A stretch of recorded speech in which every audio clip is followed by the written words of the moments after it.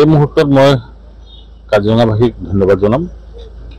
কাজিৰঙা লোকসভাৰ ৰাইজে যথেষ্ট সংখ্যক ভোট দি আমাক জয়ী কৰাবৰ কাৰণে তেখেতসকলে যি ইচ্ছা ব্যক্ত কৰিলে সেইটো এটা অভূতপূৰ্ব, কাৰণ এই সমষ্টিটো মোৰ কাৰণেও নতুন আছিলে আৰু সমষ্টি বৰ সম্পূৰ্ণৰূপে ঘূৰিব যিমানটো আমি কাম কৰিব লাগিছিলে সিমানো মই কাম ব্যক্তিগতভাৱে কৰা নাই।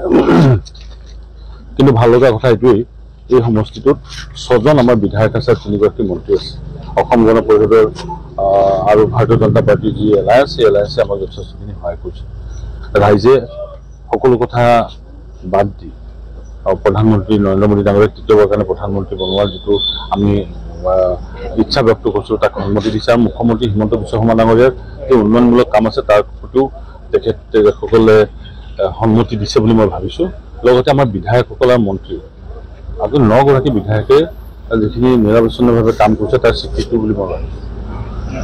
এতিয়া ৰবীন্দ্ৰনাথ তিৰ্কী সমষ্টি হৈ থকা নাই, এতিয়া বিশ্বজিৎ সমষ্টি ডাঙৰীয়াৰ বিশ্বজিৎ ফুকন ডাঙৰীয়াই এই সমষ্টিত যথেষ্টখিনি কাম কৰিছে। আপোনালোকে দেখিছে এটা বিধ্বস্ত সমষ্টি আছিল, এই বিধ্বস্ত সমষ্টিটো এটা নতুন দিবৰ কাৰণে সক্ষম হৈছে, আৰু তাৰে স্বীকৃতিৰূপে জনসাধাৰণে যথেষ্টখিনি হিয়া উজাৰি ফুটিছে। মই তেখেতসকলকো ধন্যবাদ জনাইছোঁ। আৰু বিৰোধী প্ৰাৰ্থী কোন আছে সেই কথা পাহৰি যায়, বিৰোধী কোন আছে সেইটো লৈ আমি ব্যস্ত হৈ থকা নাই। আমি আমাৰ নিজৰ কথাখিনি ক'বৰ কাৰণে চেষ্টা কৰিছোঁ, আৰু এইখিনি ৰাইজে সন্মতি দিছে, এই কথা প্ৰমাণ হৈছে। সাংসদ বুলি ক'লে আমি কৈছোঁ, আমাৰ কৰ্মীসকলক ইতিমধ্যে কৈছোঁ, সাংসদ বুলি ক'লে এজন ব্যক্তি নুবুজায়। নিজৰ বিধায়কসকল, নিজৰ দলীয় কাৰ্যকৰ্তাসকল যিসকলে বিভিন্ন পদত আছে, কাম কৰি আছে, আৰু লগতে জনসাধাৰণে তেওঁলোকৰ ইচ্ছাতে আচলতে কাম হয়। এইটো এটা ব্যক্তিগত বিষয় নহয়।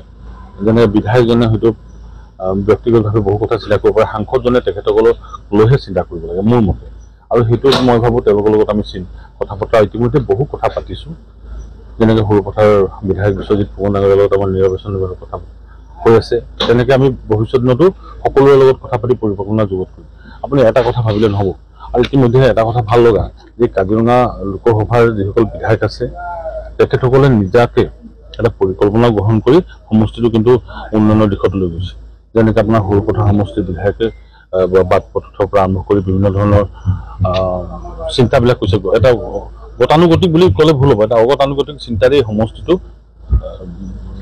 কাম কৰিছে। তেনেকৈ সকলো বিধায়কে নিজৰ নিজৰ সমষ্টিবিলাক লৈ কাম কৰিছে। গতিকে ভৱিষ্যত দিনত পৰিকল্পনা যুগুত কৰিলে তেখেতসকলৰ লগত কথা পতাটো বহুত জৰুৰী। নিশ্চয় থাকে, বিধায়ক ডাঙৰীয়াৰ লগত কথা পাতিম। তেখেতে ইতিমধ্যে বহুতখিনি কাম কৰিছে, আৰু যিখিনি বাকী থাকিব সেইখিনি আমি একেলগে কাম কৰাৰ, সেই দলৰ যিহেতু এতিয়া পৰিয়ালৰ নিচিনাকৈ আমি থাকোঁ, গতিকে ডেফিনেটলি সৰুপথাৰ সমষ্টি হওক বা অন্যান্য সমষ্টিৰ লগতো আমি একে সামঞ্জস্য ৰাখি কথা পাতিম।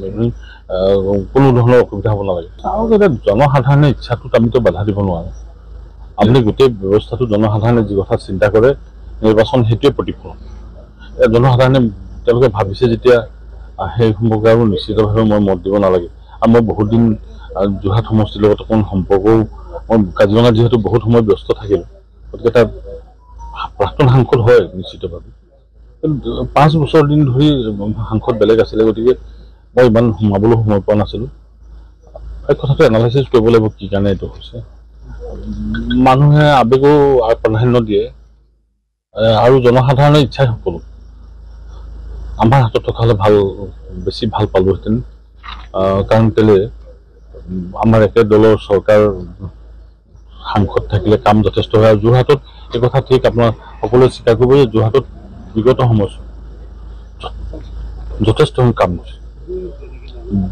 যিখিনি কাম মানুহে এক্সপেক্ট কৰাতকৈ বেছি কাম হৈছে, এই কথা কিন্তু মানুহে স্বীকাৰ কৰিব লাগিব। এতিয়া মই নাজানিম কি হ'ব, কাৰণ সৰ্বানন্দ সোণোৱাল ডাঙৰীয়া বিপুল ভোটত জয়ী হৈছে, আমিও এইফালে জয়ী হৈছোঁ। উজনি অসম মানেতো এইবিলাকেই, প্ৰধান বৰুৱা জয়ী হৈছে। অকল এজন মানুহে যদি সকলো পৰিৱৰ্তন কৰিব পৰা হ'লে কলিয়াবৰ সমষ্টিৰ চেহেৰাটো বদলি কৰিব পাৰিলেহেঁতেন। কলিয়াবৰ সমষ্টি যি সময়ত গৌৰৱ গগৈ সাংসদ হৈ আছে, সেই সময়তো বিশ্বজিৎ ফুকন ডাঙৰীয়া ইয়াত বিধায়ক জিকিছে, আমি 9জন মানুহ জিকিছোঁ। আমাৰ এই সমষ্টিটো সলনি কৰাত বিধায়কসকলেতো এটা সাংঘাতিক ভূমিকা গ্ৰহণ কৰিছে। গতিকে মই কোনো নহয়, এজন ব্যক্তি মানুহে ভাবিব পাৰে, এইটো আৱেগিক কথা, পিছত দেখা যাব। ইমান সহজ কথা হ'লেতো কংগ্ৰেছৰ ভেটি শক্তিশালী হ'বৰ কাৰণে তেওঁলোকে যিখিনি কথা ক'ব, আমিতো আৰু নিশ্চিতভাৱে বহি নাথাকিম।